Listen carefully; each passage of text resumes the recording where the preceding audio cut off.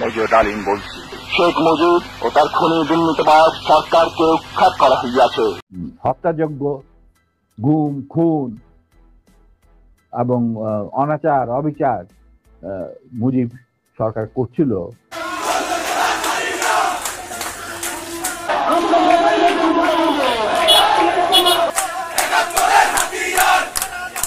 সাংবাদিক ইলিয়াস হোসেনের লাইভ টকশোতে কথা বলেছেন দীর্ঘদিন আড়ালে থাকা বীর মুক্তিযোদ্ধা মেজর শরীফুল হক ডালিম।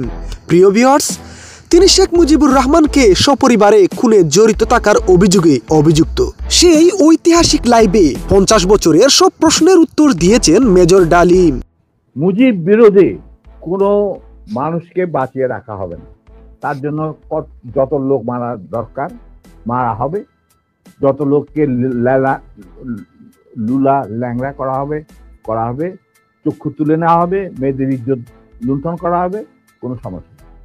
এইভাবে প্রতিপক্ষের উপর ঝাঁপিয়ে পড়ায় 40,000-এরও বেশি লোক মারা গেছে, সেটা সবাই জানে, প্রতিপক্ষে আসছে। আর কি ধরনের অত্যাচার অবিচার, কি ধরনের মানে হত্যাযজ্ঞ, গুম, খুন এবং অনাচার অবিচার মুজিব সরকার করছিল, সেটা খতিয়ান তো তুমি আমার কি ভালো জানতে। অনেকে এই বিষয়ে লিখেছেন, সাহসী যারা তারা লিখে গেছেন, আমিও কিছুটা লিখেছি। সেখানেই শেষ হলো না। তারপর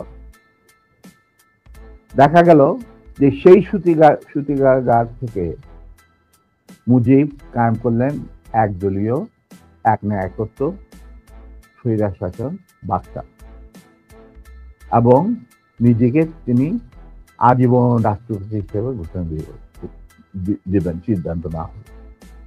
এই বাকশালের মেম্বার সবাই,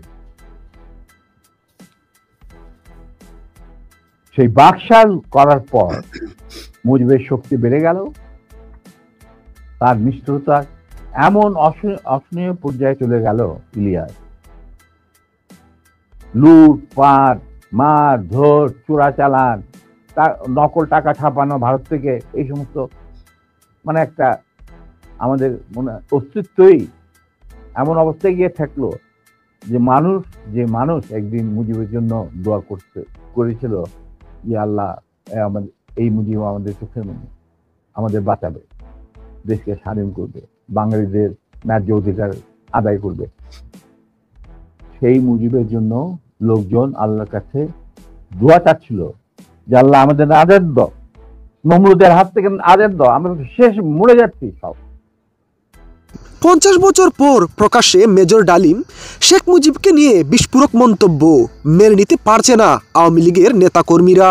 প্রিয় ভিউয়ার্স, বঙ্গবন্ধুকে নিয়ে মেজর ডালিমের মিথ্যাচারের প্রতিবাদে আওয়ামী লীগের বিশাল বিক্ষোভ মিছিল।